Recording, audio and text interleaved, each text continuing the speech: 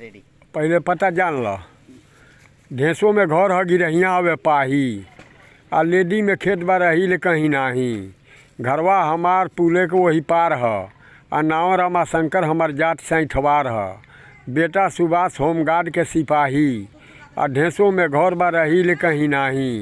रोज सवेरे उठ के गिरहिया ले जाई ले, आ हेल के नदी होई से लेडी पड़े आई ले। दिन भर बीत जाला हमके करत खेतवाही, आ ढेसो में घर बा रही ले कहीं नाही। चलत में चिन्हेली हम साधु लोगन के टिक्का से, साथ हमार हउए कोलाई औरी बिक्का से। सुंदर संगतिया करें डूबे के सिरवाही, आ ढेसो में घर ह रही ले कहीं नाही। भोरई कहेले चाचा रोज रोज जाल, आ भूख लागेला तो बतावा कहाँ खा ल।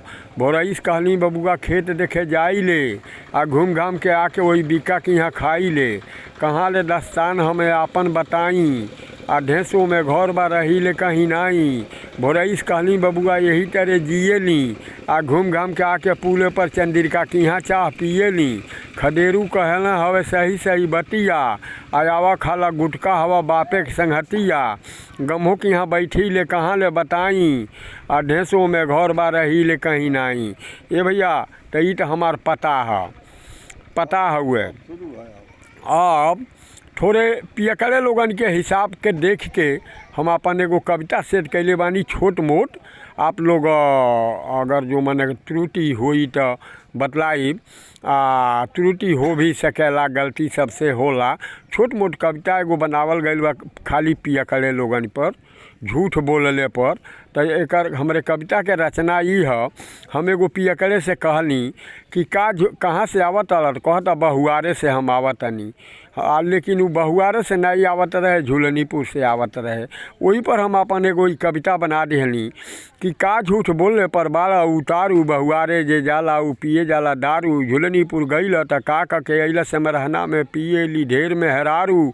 अब बहुआरे जे जाला उ पिए जाला दारू। बैठवलिया गाँव बनियन के बसेड़ा बा, खास मिस्र बलिया मुसलमानन के डेरा बा। गिरहिया में गेड़ा तू कोगो लगवला, लेडी में जाके कैसे बतियवला। शीतलापुर में पियत रहे डोमो संभारू, बहुआरे जे जाला उ पिए जाला दारू। गेलहवा बलुआ टोला अमरहवा भेड़िहारी, करमिसवा में लागल बा फोर्स सरकारी।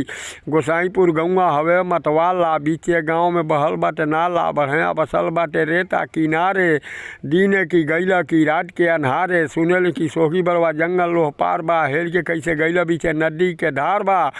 डोमा कलही चंदा चर भरिया, खठी टोला बसल बा नहरी के अरिया। हिरौली में छोट मोट लागत बाजार बा, कुड़िया कैसे जैबा चारू ओर जंगल के किनार बा। पीपर पाती में मुसहर पी के टोलवे उजारू, बहुआरे जे जाला उ पिए जाला दारू। त कांटी टोला संड मन बजहा बजावेला, ढेसो के एक बुद्धि सबके नचावेला। रामनगर हउए हिरवन के टोला, मार फौदारी वही हवा में होला।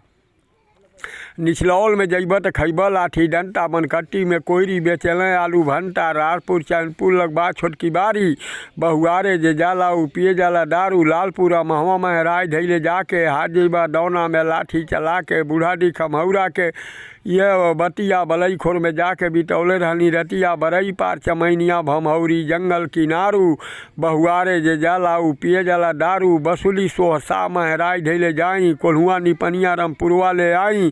पीछे गाँव छूटता चरंगहा बड़हरी, बीसो खुर पकड़ी लग बाटे कटहरी। भोटियाई पैकौली देखत गली गलिया, रोडे पर गाँव एगो बहादुर गोवलिया। गुरली रमगढ़वा बा लईनी किनारे, घूमत घामत चल गईली सबया बाजारे।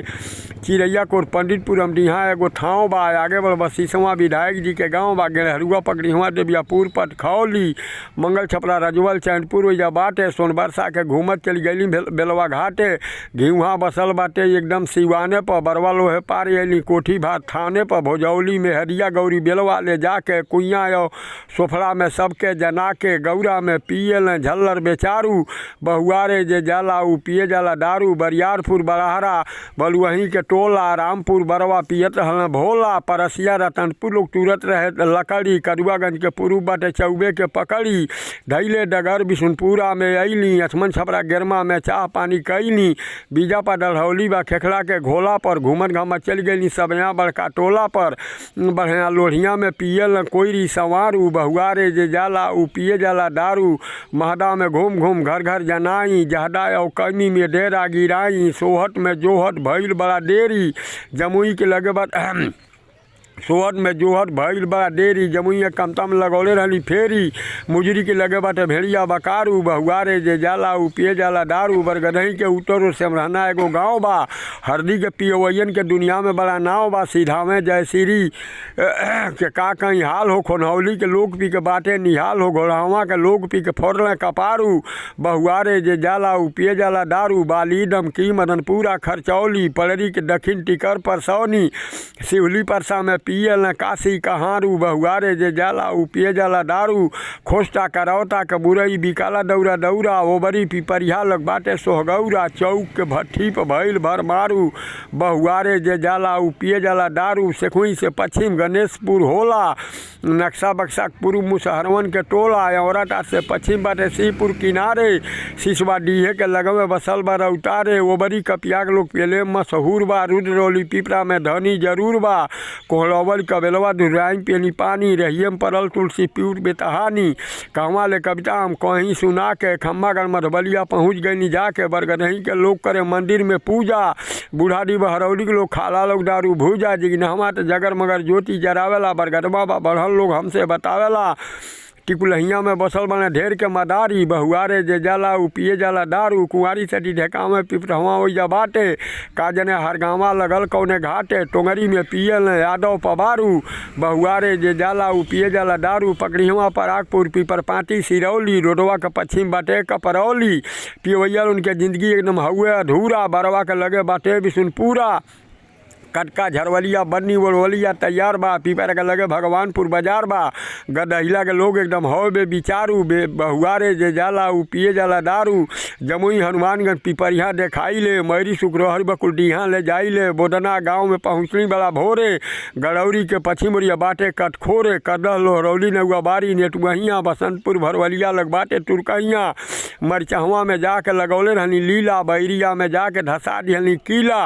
ठूठी में पिए ठेकेदार कटवारू बहुआरे जे जाला उ पिए जाला दारू करमहिया में का कैला हमसे बताव पतौना में घौली छितौना हटाव बड़पुरवा डिगही में केतो से बोली 9 बजे दिन में चलेला ओइया गोली डिगही के पश्चिम ओरिया बेलवा हटोला गड़बड़ बात ओइ गड़ौरा में होला निपनिया या कर्जा में पता लगाई महमदापुर के हालता से का बतलाई चटिया के लोग जाला लक्ष्मीपुर बाजारे तौले होल लालपुर के लोग पी के बाटे किनारे शीतलापुर में पियल न केवट चिघारू बहुआरे जे जाला उ पिए जाला दारू इटहिया में केहू नहीं जाला मनमानी सावन भर लोग ओइजा ढारे जाला पानी रेंगहिया मटा धमौर में बहुते बवाल बा ओहर कैसे जेबा वहाँ देश नेपाल बा काहे न जबानी अपन बोलेला संभारी ओहर न चले ट्रेन सरकारी लोगवा डेराला सब झूठ के बलेम से मोटरसाइकिल से चलला कि चलला प्लेन से सोच नहीं पावे रमा शंकर बेचारू बहुआरे जे जाला उ पिए जाला दारू ये भैया तो ये हमार कविता है